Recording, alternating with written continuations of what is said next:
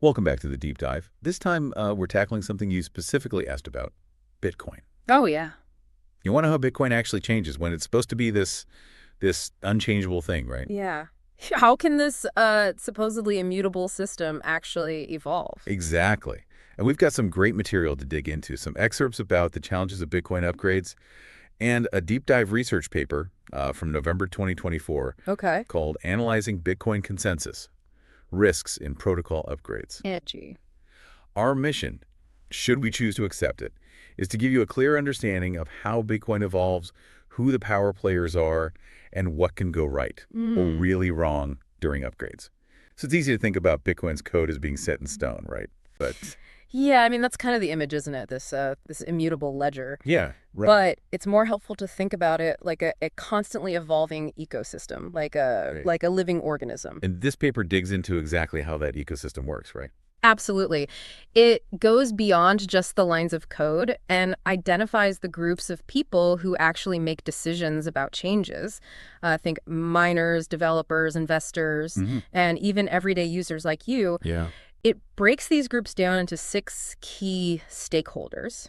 Each stakeholder has their own kind of perspective and motivations, and the paper highlights how their influence changes during the upgrade process. So Bitcoin upgrades aren't just about some genius coder in a basement, like making changes. No, not at all. It's a bit more like a complex dance between different groups with different agendas. Okay. And the paper helps us understand how those different agendas can sometimes clash. Okay, so let's unpack this dance. Yeah. The paper talks about soft forks and hard forks as 2 ways to make changes. What's the difference? Think of a soft fork like adding a new lane to a highway, right? Yeah. The old cars can still use the road, but new cars get an advantage. Right. It's backwards compatible, so everyone can keep using the system as before. A hard fork, on the other hand, is more like building a whole new highway. Everyone needs a new car, or in this case, new software, to use it. Okay. That means it's not backwards compatible and carries a higher risk of splitting the network, one group on the old highway and one on the new. So there's a chance with a hard fork that you end up with 2 different Bitcoins. Potentially, yeah. It's a higher risk. Can you give an example of Sure. Segwit, which was implemented a few years back, was a soft fork. It allowed for more transactions to be processed, but didn't force anyone to upgrade their software. Oh. Bitcoin Cash, which split from Bitcoin in 2017, is a classic example of a hard fork. Gotcha. That created a whole new cryptocurrency with different rules. So even a soft fork could create a split. That's surprising to me. You're right, it is. And that's one of the key insights the paper offers. Mhm. There's this common misconception that soft forks are risk-free, but they can lead to splits under certain circumstances. For example, even though Segwit was designed to be backwards compatible, it still caused some controversy and led to a small group splitting off to create Bitcoin Gold. That's why I love these deep dives. I'm always learning something new. It's fascinating stuff, isn't it? So we've got these different stakeholder groups, different upgrade mechanisms. Yes. What else makes the Bitcoin upgrade process so complex? Well, the paper makes this really interesting point about the importance of engagement. It's not just about having the power to influence change. It's about whether people are actually paying attention and using that power. Think about it. Have you ever ignored those software updates on your computer? Oh, yeah. Guilty as charged. Yeah. But those are just annoying pop-ups. What does that have to do with Bitcoin? Well, imagine that apathy on a global scale with something as important as Bitcoin. Oh. If a large portion of users are kind of disengaged, it creates an environment where upgrades can be pushed through without proper scrutiny or consensus. This can make the system vulnerable to attacks or manipulation, especially when it comes to more complex changes like soft forks. So being an informed and engaged Bitcoin user is actually important for the security of the whole system. Exactly. The paper makes a strong argument that apathy is a risk factor that often gets overlooked. Interesting. And it uses the Segwit upgrade, which you mentioned earlier, as a case study to show just how complex and contentious this process can be in the real world. Okay, so let's dive into that. Segwit was a big deal a few years ago, but I have to admit I don't remember all the details. Remind me what happened. Right. So Segwit was this crucial upgrade that aimed to improve Bitcoin's scalability, but its activation was a real nail-biter. Okay. The paper does a fantastic job of walking us through the whole saga, showing the push and pull between different stakeholders, the developers who proposed the change, the miners who had to implement it, and the investors who were kind of watching from the sidelines. It sounds more like a political thriller than a tech upgrade. It was incredibly dramatic. The paper even talks about how investors were using futures contracts to effectively vote with their money, trying to sway the outcome. Wow. And the media played a role, too, with some outlets hyping up the potential benefits of Segwit while others focused on the risks and uncertainties. So it wasn't just a bunch of techies in a room making decisions. Everyone was involved. Absolutely. And that's one of the key takeaways from this Segwit case study. Upgrading Bitcoin is this messy human process full of competing interests and unexpected twists and turns. Yeah. The paper even includes a chart showing how the influence of different stakeholder groups fluctuated over time during this upgrade. It's a fascinating visualization of that power dance we talked about earlier. Okay, so Segwit shows us how complex things can get even with a simple soft fork. And the paper hints at an even more complicated future for Bitcoin with the rise of alternative clients. What does that mean? So historically, most changes to Bitcoin have been implemented through Bitcoin Core, which is the dominant software used to run the network. But in recent years, there's been a growing interest in alternative clients, different software implementations of the Bitcoin protocol. So instead of everyone being on the same highway, we might have multiple roads leading to different destinations. That's a good analogy. And this is where things get really interesting and potentially risky. Uh-oh. As the paper points out, the emergence of alternative clients can have a significant impact on the upgrade process, especially when it comes to soft forks. How so? Well, if a significant portion of the network is running an alternative client that doesn't support a particular soft fork, it can make that soft fork much more fragile and susceptible to attack. So it's kind of like having different languages. If not everyone understands each other, things can get lost in translation. Exactly. And the paper goes into detail about this potential for manipulation, specifically talking about something called a bounty claim. A bounty claim? What's that? Imagine a scenario where a soft fork introduces a new feature that allows users to lock up their Bitcoin in a specific way. If that feature isn't widely adopted by all clients, including these alternative ones, it creates a bounty, a pool of funds that could potentially be exploited by someone running a client that doesn't enforce the rules of that soft fork. Oh, so it's like leaving a treasure chest unguarded in the middle of a crowded room. It's definitely a risk that the paper highlights. And the bigger the bounty, the more Bitcoin locked up in this new feature, the more attractive it becomes for someone to try to exploit it. Think about it, if you knew there was a way to potentially claim millions of dollars worth of Bitcoin by exploiting a vulnerability in a soft fork, wouldn't that be tempting? Yeah, I'd be lying if I said it wouldn't be. So are alternative clients just a bad thing then? Not necessarily. The paper is careful to point out that alternative clients can actually be a good thing for Bitcoin's long-term health. Wait, really? How so? Think of it like checks and balances in a government. Yeah. If only one entity controls everything, it can lead to corruption or stagnation. Right. So having different clients competing and challenging each other can actually make Bitcoin stronger. Exactly. It encourages innovation, forces developers to be more careful and transparent, and prevents any single entity from having too much control over the network. However, there are certain things to consider before throwing your support behind an alternative client.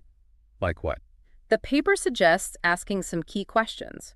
Who's funding the development of this client? What's their track record? Do they have a clear understanding of the Bitcoin protocol and its security implications?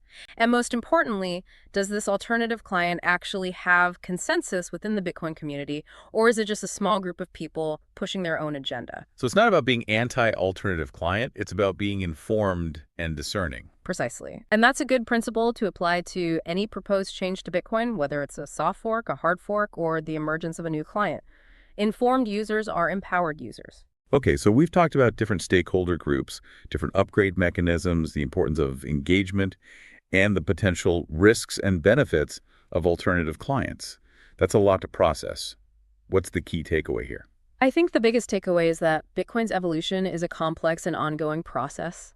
There's no single entity in control, and change doesn't happen overnight. Right. Understanding the dynamics at play, the different stakeholders, the motivations, the potential for conflict is crucial for navigating this space. It sounds like the more you know, the better equipped you are to make informed decisions about your own involvement in Bitcoin. Exactly, and that's what makes this whole topic so fascinating. It's a constant learning process, and even experts are still figuring things out as we go. Well, we've certainly covered a lot of ground in this first part of our deep dive, but we're not done yet.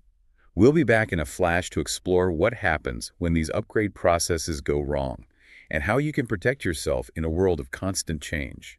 In the heart of Washington, D.C., where decisions shape nations and policies influence the world, a revolution is unfolding. One that challenges the way we think about money, power, and freedom. Bitcoin isn't just money. It's a movement. A technology that's redefining the future and how the world operates. And next September, the global Bitcoin community is converging on Washington, D.C., the center of political influence.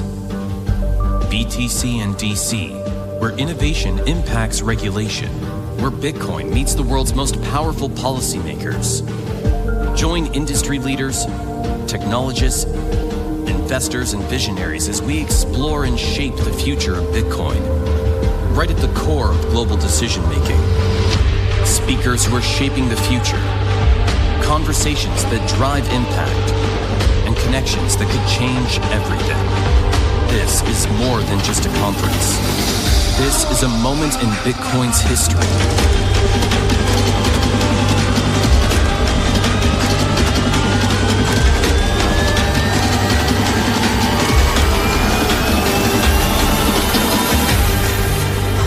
BTC and DC. Be part of the revolution. Washington, D.C. awaits.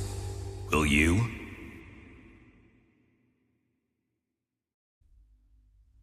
Welcome back to the Deep Dive. We're unpacking Bitcoin upgrades, and you might be thinking, this is a lot more complex than I realized. It can be, yeah. But it's this complexity that makes it so robust and fascinating, don't you think? Definitely fascinating. So we've seen how upgrades work, who the players are, but what happens if things go wrong? That's where this paper gets really insightful. You know, it doesn't just lay out the mechanics, it explores the human factors, like how people react to these changes. Remember that spectrum of engagement we discussed? Yeah, from the passionate advocate to the blissfully unaware. Right. And apathy, especially, is a real risk here. Right, like those software updates we all ignore sometimes. But with much higher stakes this time. So how does apathy actually play out in the Bitcoin world? Think of it this way. If a large chunk of users aren't paying attention, it becomes much easier for a small, very determined group to push through changes that might not be in the best interest of the wider network. So it's not just about malicious actors. Apathy can actually make those malicious actions more effective. Precisely.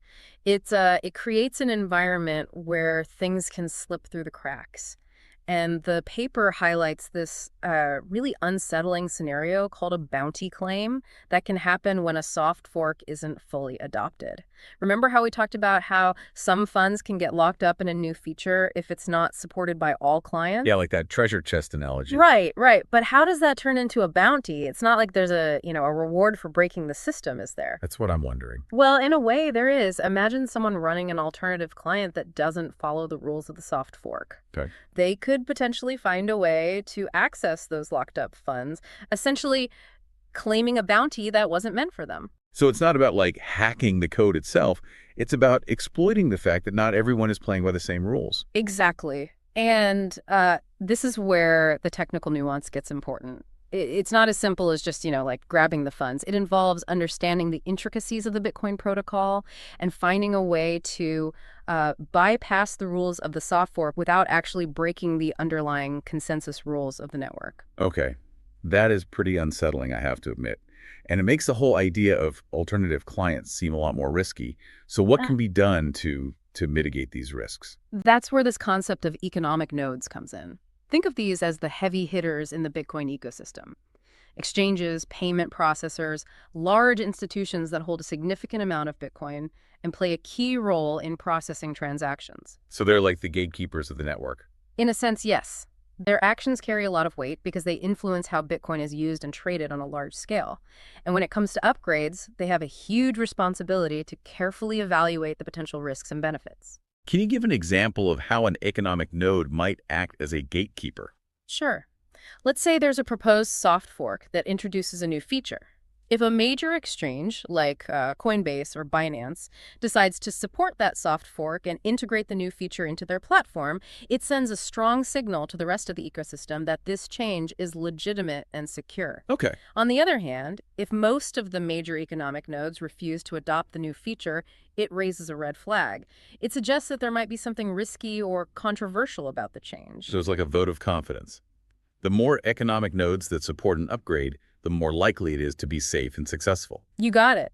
And the paper goes even deeper, highlighting how the level of adoption by economic nodes can directly affect the risk of a bounty claim. If a large portion of the Bitcoin held by economic nodes is protected by the rules of a soft fork, it makes that bounty much less attractive to potential attackers. Makes sense.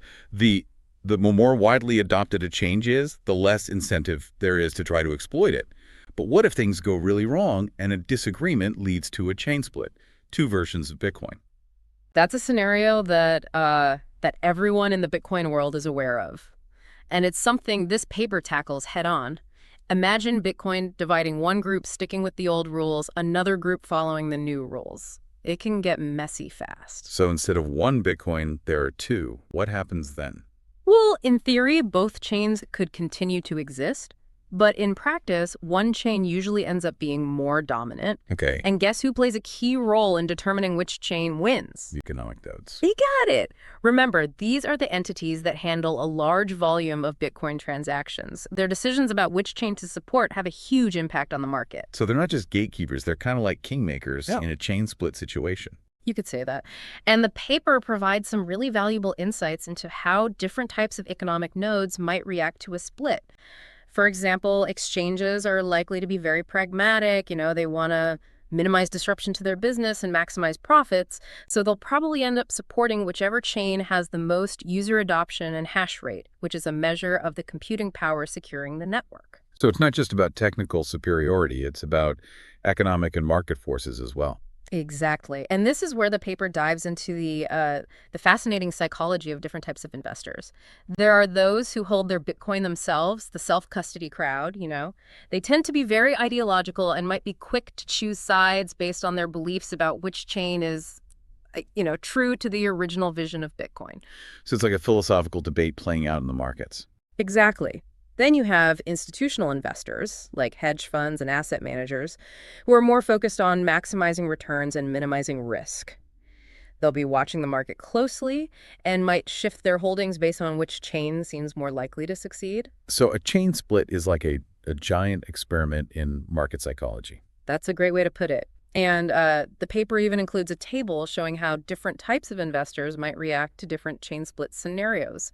It's like a cheat sheet for understanding the potential market dynamics. This is getting complex. So what are the key takeaways for someone like me who, just wants to use Bitcoin and not worry about all this drama? I think the biggest takeaway is awareness is key. Just knowing that these risks exist and understanding how different players might react can help you make more informed decisions about your own Bitcoin holdings. So I don't have to be a cryptography expert, but I should at least be aware of the landscape. Exactly. Stay informed, stay engaged, and be prepared to adapt.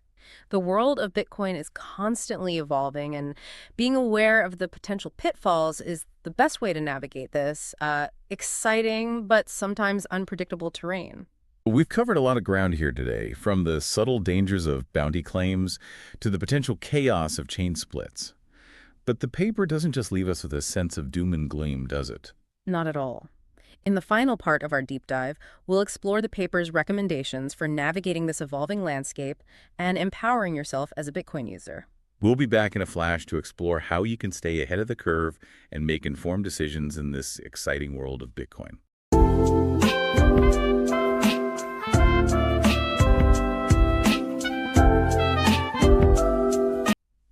We're back for the final part of our Bitcoin deep dive. So far, we've seen how upgrades work, who the players are, and what can go wrong. Now let's shift gears and talk about how to actually navigate this complex landscape. It can feel overwhelming, especially with all these potential risks we've uncovered. Right. It's easy to get lost in the weeds, so to speak, but that's where this paper's recommendations come in. It doesn't just leave us hanging with a bunch of what ifs. Right. It gives us a framework for evaluating changes and making informed decisions about our own involvement in Bitcoin. Okay, so instead of feeling paralyzed by uncertainty, we can actually use this knowledge to empower ourselves. Exactly. Think of it like a roadmap.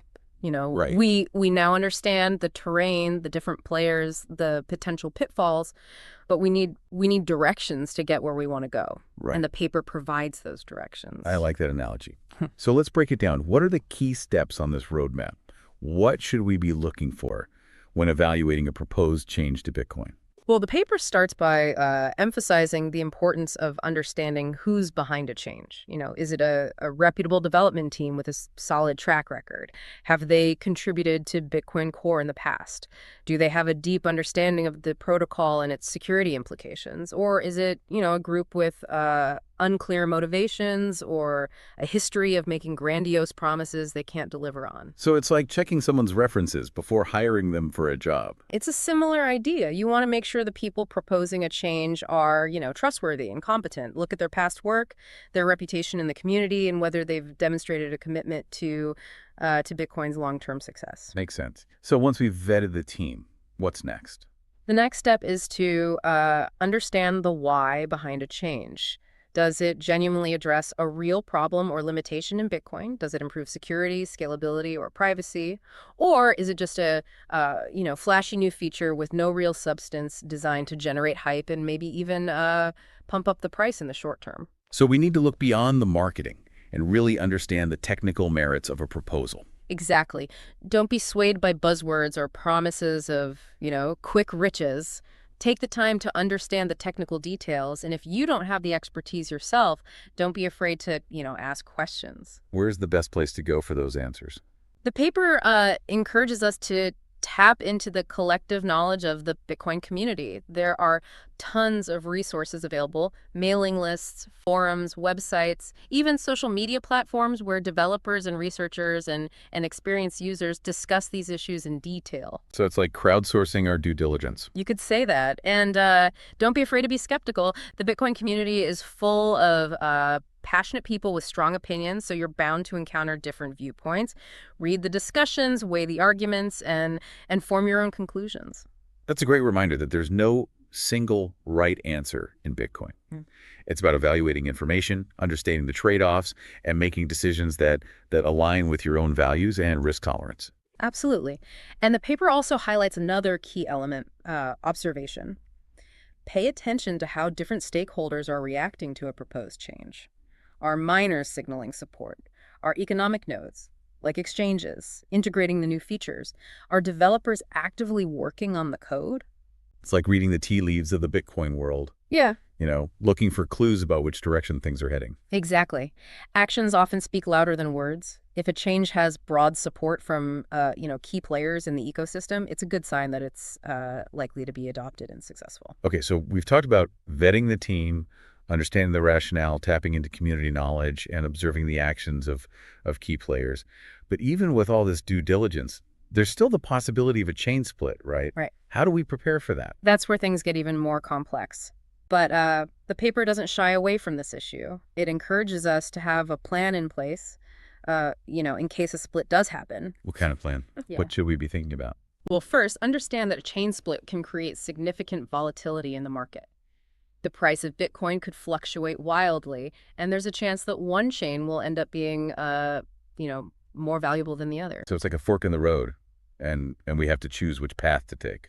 In a way, yes. But it's not a decision to be made lightly. Take the time to research both chains, understand their differences, and evaluate which one aligns better with your long-term vision for Bitcoin. So even in a chaotic situation, we can still make informed decisions based on our own values and goals. Exactly. And don't panic. Remember that Bitcoin has survived multiple forks in the past, and it's likely to continue to adapt and evolve. It's reassuring to know that even with all the potential risks and uncertainties, there are ways to navigate this space intelligently and responsibly. And that's really the key message of this paper. Bitcoin isn't just a passive investment. It's a dynamic system that requires active participation and informed decision-making. By understanding the forces at play, we can empower ourselves to be part of the solution, not the problem. This deep dive has been incredibly enlightening. We started by, exploring the technical complexities of Bitcoin upgrades, and we ended up with a profound understanding of the human element, the motivations, the conflicts, and the collective responsibility that comes with being part of this revolutionary technology. And the journey doesn't end here. The paper leaves us with one final thought to ponder, the potential impact of quantum computing on all of this. That's a deep dive for another time, but it's a reminder that the evolution of Bitcoin never truly ends. That's a great point. We're all learning as we go, and the best way to stay ahead of the curve is to stay curious, stay informed, and stay engaged. Thanks for joining us on this deep dive into the world of Bitcoin consensus. Until next time.